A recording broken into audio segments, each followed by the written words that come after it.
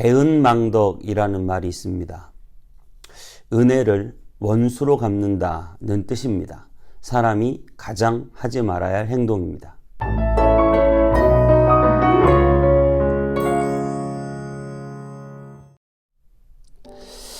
안녕하세요. 온땅입의 성문교회 서정희 목사입니다.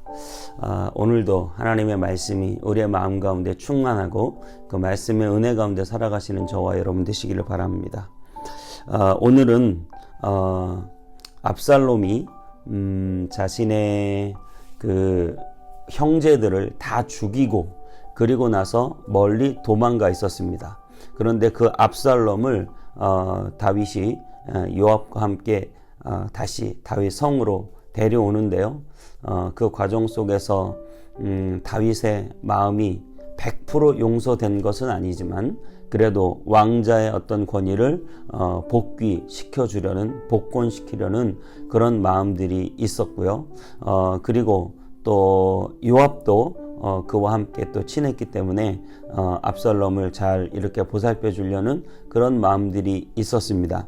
그런데 막상 압살롬을 데려와 보니까 국민들의 마음이 그렇게 녹록지는 않았던 것이죠. 그래서 백성들의 마음을 감안해서 압살롬을 요압 장군도 그리고 다윗 왕도 만나지 않고 있었던 그런 시점에 압살롬이 그 다윗 왕을 보고 싶어서 만나고 싶어서 취한 그런 행동에 대해서 오늘 본문을 읽습니다.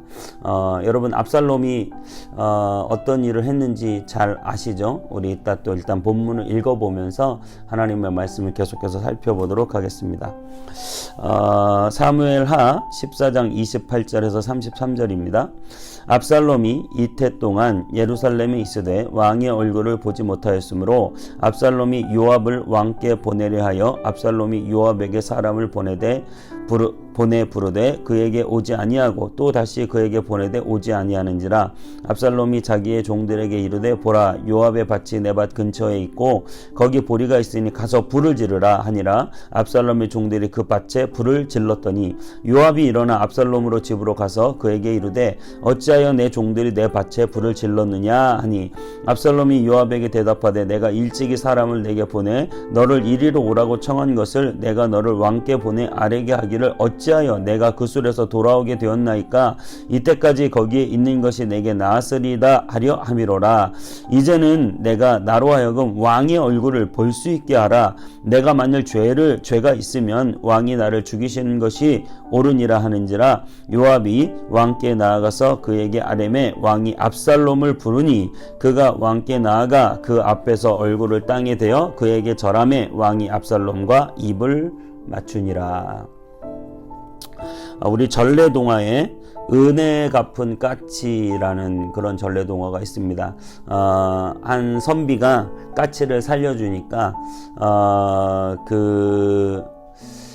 까치가 죽을 뻔한 그 위기에서 살려주고 그 까치를 죽이려던 구렁이를 죽였거든요. 그랬더니 나중에 그 구렁이 아내가 사람이 돼가지고 그 선비를 죽이려고 하자 까치가 자기의 온몸을 던져서 종을 치고 그 선비를 구출해 준다는 뭐 그런 내용입니다. 한낱 까치도 자기에게 자기가 받은 그런 생명의 은혜를 자기의 몸을 던져서 갚는다, 그런 얘기죠. 은혜 갚은 생쥐 얘기도 있습니다. 생쥐가 사자에게 들켜가지고 죽을 뻔했는데 한 번만 살려달라고 나중에 꼭 이 은혜를 갚겠다고 하는데 나중에 사자가 그 생쥐를 살려주죠. 나중에 사자가 한 그물에 걸려서 죽게 되었는데 그때 생쥐가 자기의 이빨로 그물을 다 갉아서 그물을 해체시켜주고 그 사자를 구해준다는 그런 내용이죠. 생쥐도 은혜를 갚고 한낱 미물인 까치도 은혜를 갚습니다. 한낱 짐승은 자기에게 베푼 은혜를 갚는데 사람이 자기에게 베푼 은혜를 갚지 않는다라고 할 때 우리는 배은망덕이라는 말을 씁니다. 은혜를 잊고 배신한다는 뜻이죠. 사람이 가장 하지 말아야 할 행동입니다. 오늘 압살롬은 바로 그 배은망덕을 준비하고 있는 것입니다. 압살롬에게는 우리가 스토리를 좀 아시겠지만 압살롬은 다말이라고 하는 누이가 있었고 그 누이를 암논이라는 다른 배다른 다윗의 첫째 아들이 이 누이를 겁탈하고 모르는 척하자 압살롬이 거기에 너무 화가 나가지고 나중에 암논을 죽이고 나머지 형제들을 다 죽이고 그리고 자기가 그 왕이 되려고 하는 그런 어떤 계략을 꾸밀 때 형제들을 다 죽이진 않고 암논을 죽이고 나머지 형제들이 다 도망갔고 그리고 나서 그 압살롬이 멀리 구술이라는 땅으로 도망을 가게 됩니다. 그때 이제 압살롬을 다시 요압과 또 다윗 왕이 불러들이죠. 충분히 그 죄에 대해서 어느 정도 용서해주고 왕좌의 권위를 복권해 주려고 하는 또 자신의 누이가 그렇게 겁탈당한 것에 대해서 충분히 감안한 그런 조치를 취하고 있습니다. 그런데 일단 예루살렘으로 다윗성으로 부르기는 했지만 다윗 왕이 압살롬을 만나주지는 않았습니다. 그때 압살롬은 무슨 이유에선지 자신의 아마 왕자의 권위를 빨리 복권하고 싶었을 거예요. 그래서 다윗을 어찌하든지 만나서 다시금 왕자로 인정받고 싶었는데 다윗이 만나주질 않는 거예요. 당연히 다윗도 백성들의 그런 어떤 민의를 생각해야 되고 그래서 쉽게 그렇게 압살롬을 용서하거나 복권시켜주는 일이 쉬운 일은 아니었겠죠. 그런데 이제 압살롬이 또 계략을 꾸미는 것이죠. 자, 어떻게 해야 다윗을 만날 수 있을까?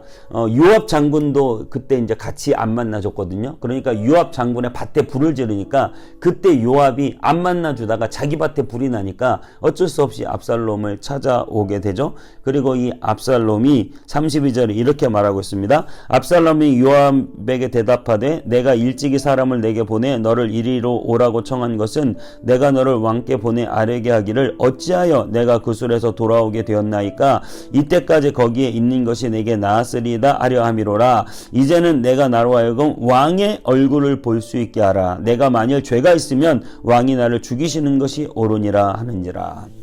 그렇습니다. 나를 데려왔으면 다윗 왕을 빨리 만나게 해달라는 것이죠. 네.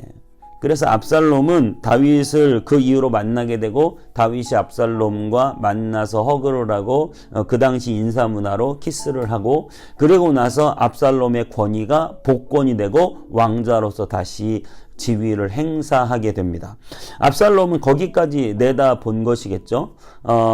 다윗은 생각해보세요. 자기의 큰형인 암논을 지금 압살롬이 죽였습니다. 그런데도 불구하고 이 압살롬을 용서했어요. 용서하고 그리고 그 압살롬의 왕자의 권위를 다시 복권시켜 주었습니다. 그런데 이 압살롬은 뒤에서 아주 치밀하게 나쁜 계략을 꾸미고 있었던 거예요. 이렇게 용서를 해줬음에도 불구하고 오히려 압살롬은 다윗을 멸하고 그리고 다른 형제들을 다 죽이고 자기가 왕이 되겠다는 그러한 꿈을 지금 꾸고 있는 것이죠. 저는 이 압살롬의 배은 망덕을 보면서 다윗이 그렇게 용서를 했는데도 그 용서에 대해서 고마움도 없이 자신의 꿈과 욕망을 위해서 살아가는 이 압살롬을 보면서 우리의 모습을 살펴보기를 원하는 것이죠. 저와 여러분이 용서받은 은혜가 그렇게 작지 않습니다. 지금 압살롬은 자기 형제를 죽였어요. 큰형을 죽였습니다. 세자를 죽인 거예요. 그런데 다윗이 지금 그것을 용서한 것이죠. 그러면 그 용서에 대해서 뭔가 좀 적당한 행동이 있어야 하는데 오히려 그 용서를 발판으로 삼아 자기의 욕망을 자기가 왕이 되려는 것들을 실현해 버리려고 하는 이 압살롬의 야욕을 보면서 저와 여러분이 받은 은혜, 우리가 받은 용서,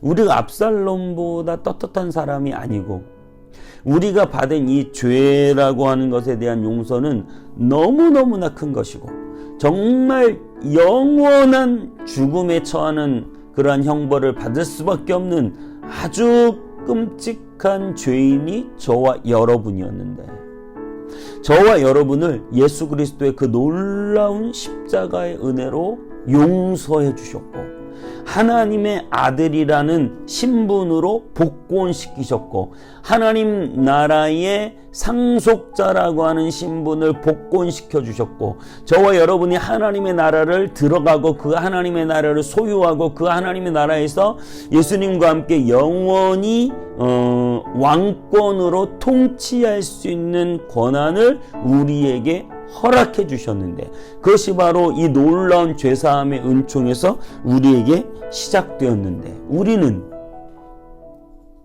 그 놀라운 은혜를 받고도 여전히 내 욕망을 위해서 내 욕심을 위해서 그 죄사함을 이용하고